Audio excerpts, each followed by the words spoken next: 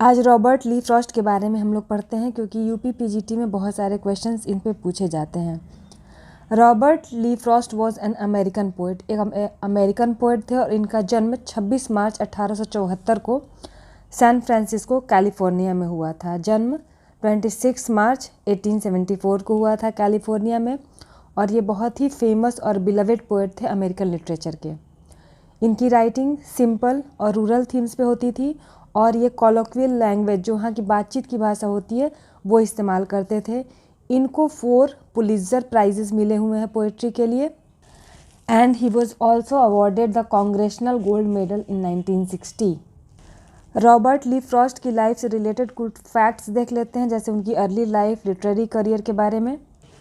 इनका early life San Francisco में ये ग्रू अप हुए थे, वहाँ पे पले बढ़े थे, लेकिन इनकी फैमिली इंग्लैंड चली गई थी, न्यू इंग्लैंड में, जब ये 11 साल के थे। He attended high school in Lawrence Massachusetts and later attended Dartmouth college for a few months before dropping out. 2 जगहों से पढ़े थे, मैसाचुसेट्स से और डार्टमाउथ कॉलेज से। He then worked as a teacher, उसके बाद उन्होंने टीचर की तरह काम किया, एंड अ फार्मर, और एक किसान की तरह भी, before devoting himself to writing poetry.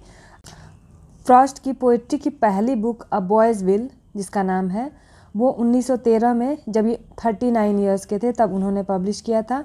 और उसके ठीक 1 साल बाद, मतलब 40 साल की उम्र में, इन्होंने नॉर्थ ऑफ बॉस्टन 1914 ईस्वी में पब्लिश किया था। नॉर्थ ऑफ बॉस्टन जो 1914 में पब्लिश हुई थी, इसकी वजह से इनका रेपुटेशन एक पोइट की तरह वहाँ पे इस्टेब्लिश हो गया था। फ्रॉस्ट की पोइट्री ट्रेडिशनल फॉर्म और स्ट्रक्चर के लिए जानी जाती है, और ये ज़्यादातर नेचर एंड रूरल लाइफ, मतलब गांव के जीवन पे, ज़्यादातर देहाती जीवन पे ज़्यादा फोकस करते थे। रॉबर्ट फ्रॉस्ट का पोएटिक करियर जो था लगभग 50 साल का था, और during which he published over 30 books of poetry, plays and prose. और उस दौरान उन्होंने 30 किताबें लगभग पोएट्री, प्लेज और प्रोज से रिलेटेड पब्लिश की थी। उनकी पोएट्री में ज़्यादातर वो कोलोक्वियल लैंग्वेज का इस्तेमाल करते थे। लैंग्वेज सिंपल होती थी, डायरेक्ट स्टेटमेंट्स होते थे, और वो नेचर, रूरल लाइफ और ह्यूमन एक्सपीरियंस पे उनका फोकस ज़्यादा रहता था पोइट्रीज़ में। उनकी ज़िंदगी से जुड़ी हुई कुछ महत्वपूर्ण किताबें जो हैं, जो उन्होंने पब्लिश की थी, जिससे उनका फेम मिला था, चलिए उसको एक एक करके थोड़ा देख लेते हैं। अ बॉयज़ विल 1913 में पब्लिश हुआ था, जब वो 39 ईयर्स के थे। The book A Boy's Will established him as a poet of great promise. उसमें जो महत्वपूर्ण कविताएं शामिल हैं, चलिए एक एक नाम देखते हैं। Into My Own, Storm Fear and The Tuft of flowers.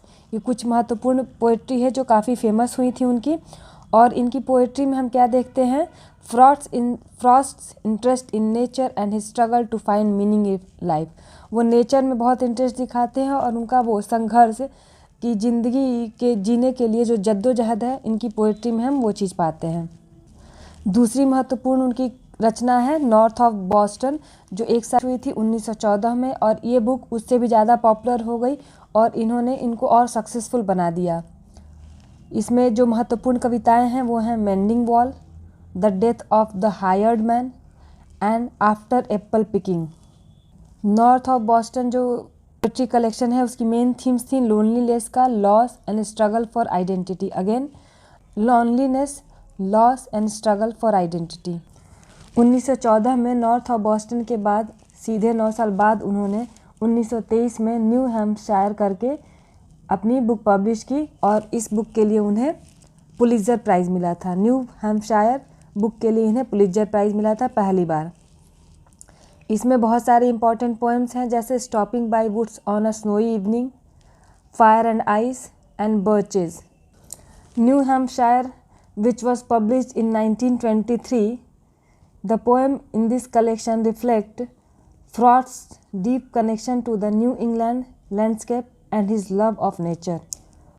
New Hampshire poetry 1923 में पब्लिश हुई थी, and the poem in this collection reflect Frost's deep connection to the New England landscape and his love of nature.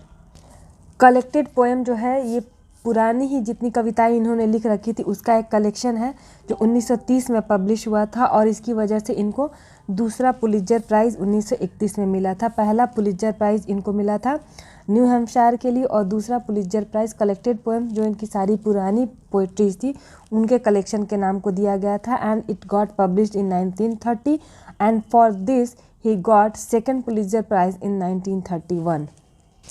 Next इनका poetry collection आता है a further range जो कि 1936 में publish हुआ था और इसमें इम्पॉर्टेंट पोएम्स हैं The Oven Bird, The Grindstone and The Most of It. और इस पोइट्री कलेक्शन की थीम्स भी पुरानी वाली उनकी थी जो कि नेचर और ह्यूमन एक्सपीरियंस से रिलेटेड था और ये पोइट का इवोल्यूशन दिखाता है कि किस तरह से एक पोइट की तरह इवोल्यूशन उसका हुआ है। अ विटनेस ट्री जो 1942 में पब्लिश हुआ था इनको चौथा और फाइनल पुलित्जर प्राइज़ इस बुक के लिए मिला था। इसमें कौन कौन से पोएम हैं जैसे इसको देख लेते हैं।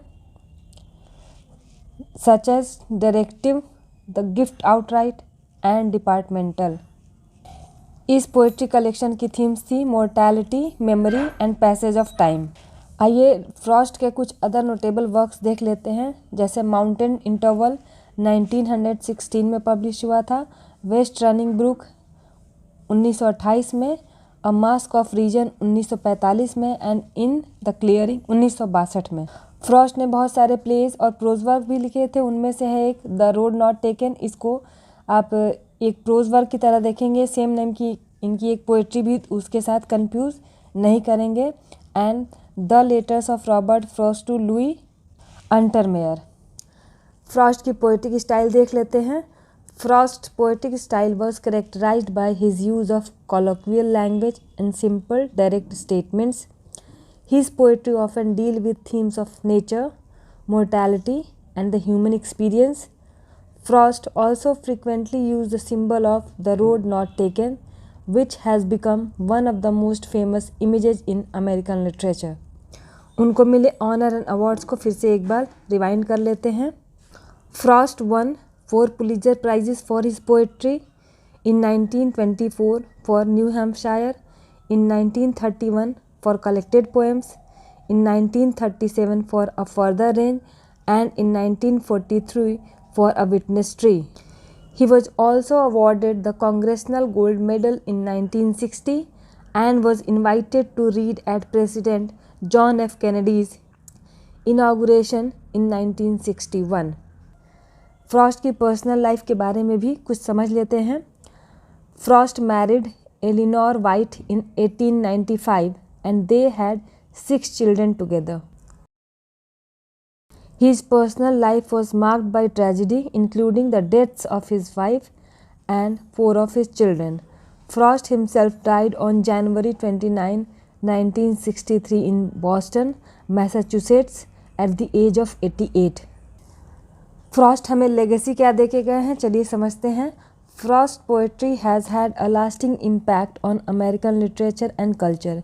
His use of colloquial language and simple imagery has influenced generations of poets, and his poems continue to be studied and admired around the world.